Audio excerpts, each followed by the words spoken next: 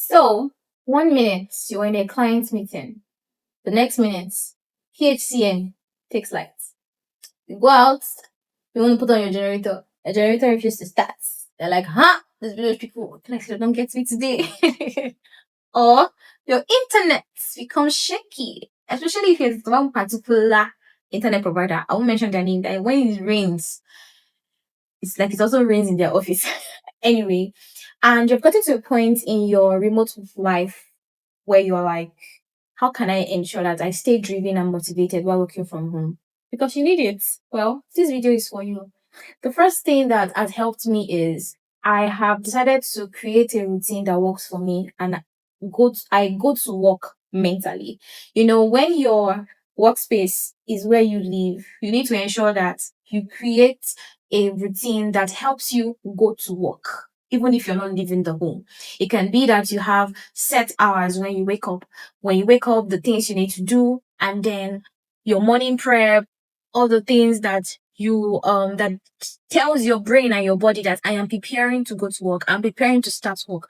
You create this routine and then it becomes part of you. In that way, it helps you switch into that mental mode for work. Another thing that also really helps is having a dedicated workspace that, or maybe a desk and a chair that you can use to do your work, so that immediately you sit down on that chair, you know that it's work time.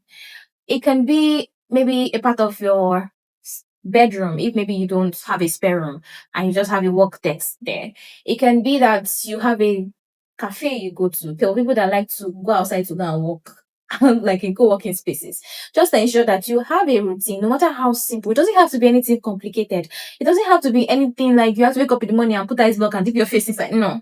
Just ensure that there's something that helps you go to work mentally.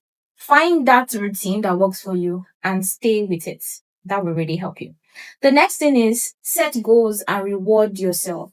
So I have come to a point in my working from home that I have started setting goals for myself. I tell myself that, okay, before I do this thing, I'm going to ensure that I have completed 1, 2, 3 things. And funny enough, I learned down from Atomic Habits, the book. So I have learned to tie some particular actions to some other actions. Sometimes I tell myself that, okay, before I go and order for this thing, maybe there's something I really want to order for online, I must have completed 1, 2, 3 tasks before I do it. So it has given me like some kind of discipline for me to actually stay with ticking things off my list. For you, you can tell yourself that, okay, by the time I'm done with this thing, Friday night, I'm going to go and get myself clear, or I'm going to enjoy my weekend without thinking about work. Why I'm talking about all these rewards, no matter how small the rewards are, you are also training your brain to get into a point where you enjoy doing things because you know that reward from it is coming. Reward from it can even be like, you getting a positive feedback from your clients or from work, and they're like, oh, this is great. And it's just a mood booster, a motivator. So always set goals and always reward yourself for those goals when you tick them off. The next thing is reduce distractions. I already spoke about it in my, the video before this one, where I said that you need to know how to set expectations with people you live with, like your family or your friends. If they think that, okay, you're always free, and it's when you're about to sit down and then start drafting maybe a calendar as a social media manager for your client. That's when your mother remembers that, she forgot to buy tomatoes for stew. You're not doing anything, I'm busy, help me go to the market. And by the time you go to the market and come back, you are drained. The only calendar you want to tick off is the calendar of when am I moving out of this house? All of that. So always ensure that you find a way to communicate. If there are things that you need to do before you start working, do them. If there are things that you need to wake up earlier for work-wise to do, so that when all these other distractions come in, you aren't like thrown off balance, do those things. Then also set, boundaries for yourself when it comes to social media or your phone. Okay. So ensure that you are not doom scrolling. In fact, I always set a reminder for some particular social apps that goes off when I've spent maybe more than an hour on it.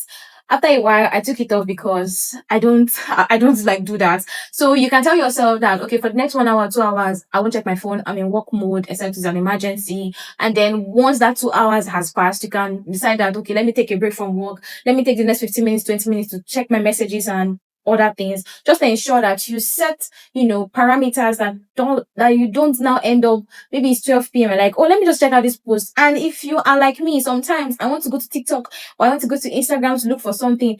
I won't go and look for that thing. I would have checked 100 things. Why I even ask myself, how did I even get here? So always ensure that you protect your time, because we don't all have more than 24 hours. What is all? We don't have more than 24 hours in a day.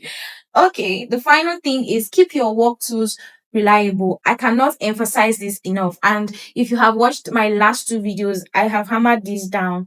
Always ensure you have a backup for everything. Always ensure that where you work is as work friendly as possible. It is not noisy, you're not distracted. Always ensure that wherever you do your work, it's not something that makes you feel uncomfortable or leaves room for frustration, whereby you just get discouraged and then you feel like the whole day is wasted. So all of these tips that I have given you, I know that there are many more things where people talk about affirmation and all of that, but I tell you, if you can master these four things, nail down how this applies to your situation and put it to work, your work days will feel less frustrating, less unmotivating than it feels right now.